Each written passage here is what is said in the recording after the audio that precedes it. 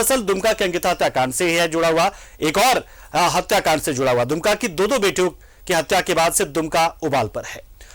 यहां पर हत्यारों के फांसी देने की मांग को लेकर महिलाएं सड़क पर उतरी हैं। पूर्व मंत्री लुईस मरांडी के नेतृत्व में सैकड़ों महिलाओं ने न्याय यात्रा निकाली और हत्यारों को फांसी देने के साथ ही महिलाओं को सुरक्षा देने की मांग की। वहीं दूसरी ओर बसंत सोरेन ने पीड़ित परिजनों से मुलाकात कर उन्हें सांत्वना दी है। एक रिपोर्ट हम आपको दिखाते हैं।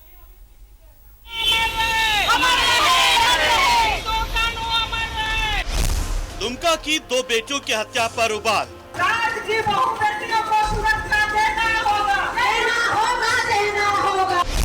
उप राजधानी की सड़कों पर उतरी महिलाएं।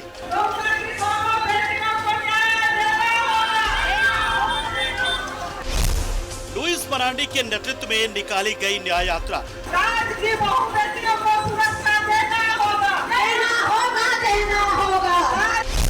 दोनों बेटियों के हत्यारों को फांसी देने की मांग।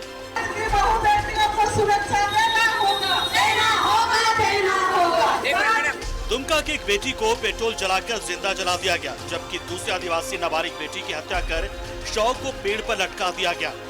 हालांकि दोनों बेटियों के गुनहगार कानून के शिकंजे में, लेकिन उन्हें फांसी देने की मांग जोर पकड़ती जा रही है।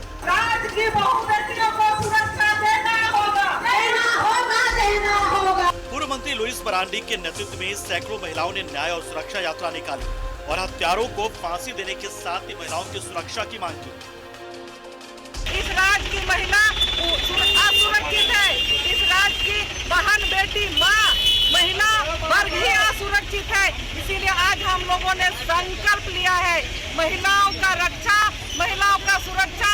हम सभी बहनें कंधे से कंधे मिला के चलते हुए एक एक बहनों का सुख दुख बांटेंगे और जो इस तरह का घटना होगा, भविष्य में ऐसा घटना नहीं घटे, उसके लिए आज हम लोग सरकार से न्याय और सुरक्षा का मांग कर रहे हैं, ताकि घटना के कई दिन बाद आखिरकार स्थानीय विधायक बसंत सोरेन को पीड़ित परिवार की याद आई।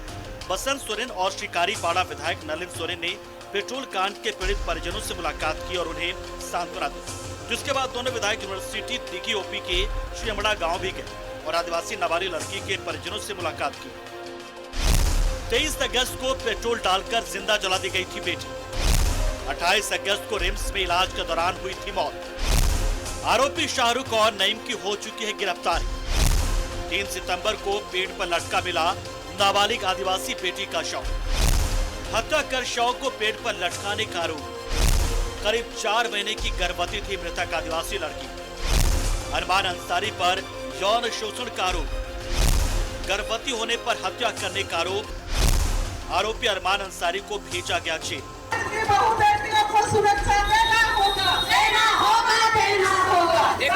दोनों मामले के आरोपी सलाखों के पीछे हैं, लेकिन हत्यारों को फांसी देने की मांग के साथ सुरक्षा की मांग को लेकर अब महिलाएं सड़क पर उतर आई हैं। न्यूज़ 11 भारत के लिए दुमका से राकेश कुमार की रिपोर्ट। तो इस मामले को जिसने भी सुना वो हतप्रभ हो गया कि आखिर किसी बेटी के या किसी भी लड़की के ना का मतलब को ना क्यों नहीं समझा जाता है। जब उसने इनकार किया था, मना किया था, बावजूद उसके साथ ऐसा क्यों हुआ था। इस मानसिकता को बदलने की आवश्यकता है। साथ ही साथ ऐसे आपराधिक सोच वाले लोगों को चिन्हित करने की आवश्यकता भी कहीं ना कहीं है और ऐसा प्रावधान भी होना चाहिए, क्योंकि कई बार हम कॉम्प्रोमाइज कर लेते हैं, कई बार समझा कर छोड़ देते हैं, लेकिन उसमें आप देखिए हिम्मत कैसे बढ़ते चले जाती है।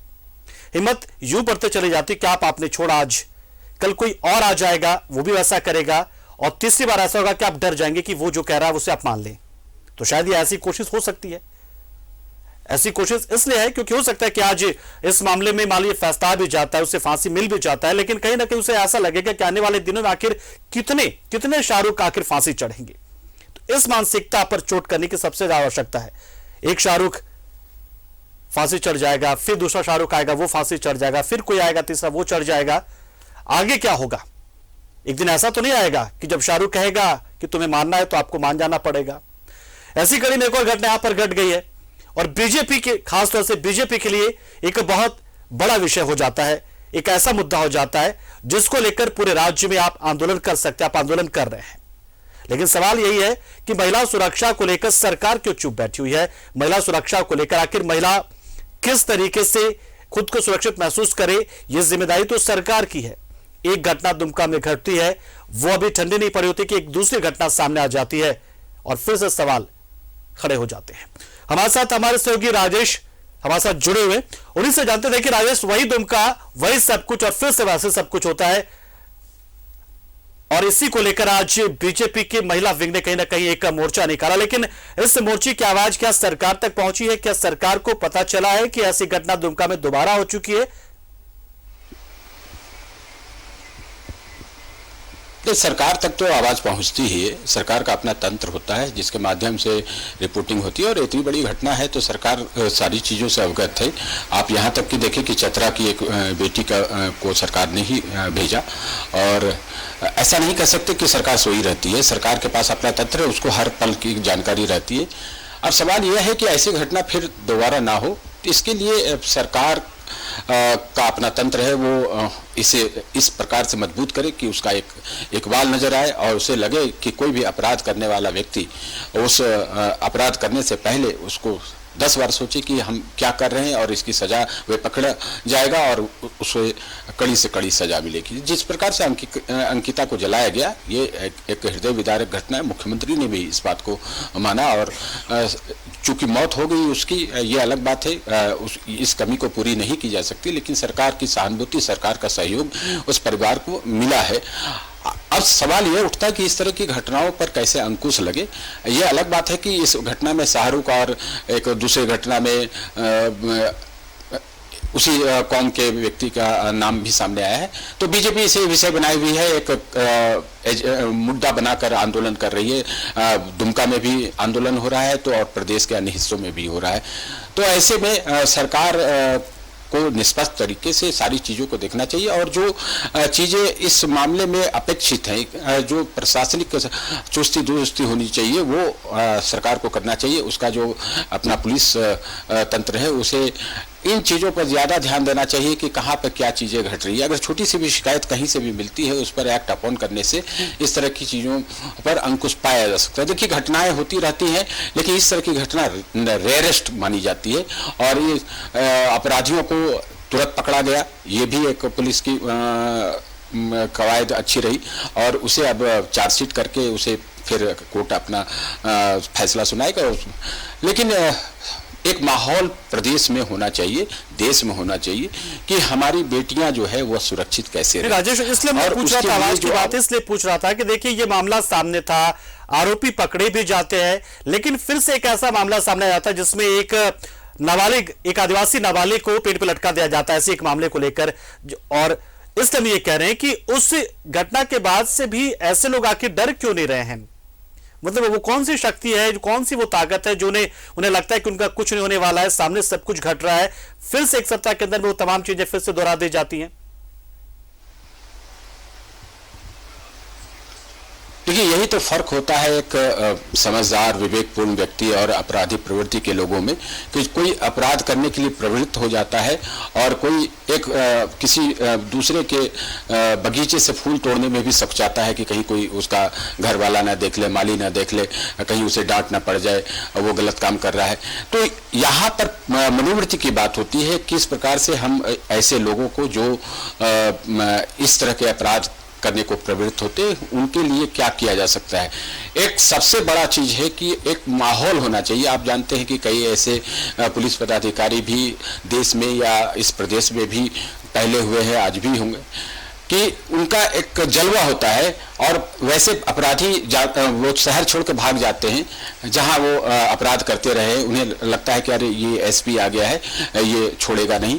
तो इस तरह का माहौल होना चाहिए कि जो अपराध करने के लिए जो उत्प्रेरित होते हैं, क्योंकि उन्हें कहीं न कहीं संरक्षण मिलता है, परोक्ष रूप से संरक्षण मिलता है, इसलिए वो एक अपराध, छोटा अपराध करने के बाद दूसरा बड़ा अपराध करने के लिए आगे बढ़ते हैं। अगर चीजों को सही तरीके से देखा जाए, कोई छोटा अगर कोई पॉकेटमार है वो पकड़ा जाता है, तो उसे इस प्रकार की सजा मिलनी चाहिए। कुल मिलाकर देखिए कि महिलाओं में सुरक्षा का भाव है, तो महिलाओं में सुरक्षा का भाव है, और जो आरोपी है उनमें सुरक्षा का भाव है क्या, कि वो ऐसी घटना को अंजाम दे जा रहे हैं बार बार और एक बात लगातार जा रहे हैं?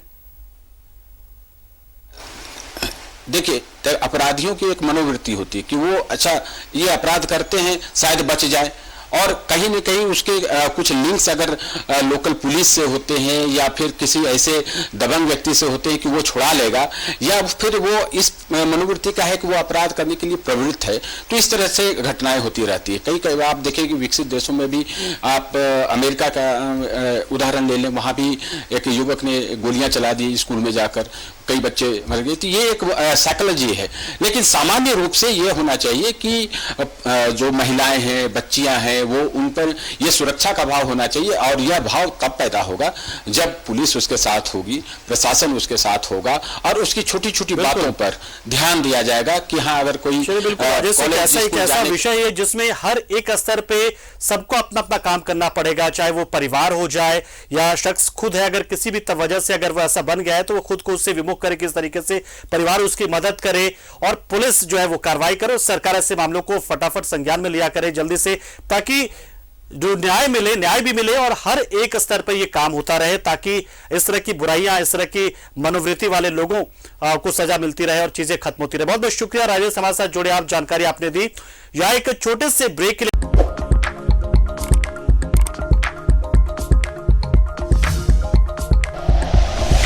Like and share videos, subscribe करें हमारा चैनल और प्रेस करें बेल आइकॉन। News 11 भारत, सच है तो दिखेगा।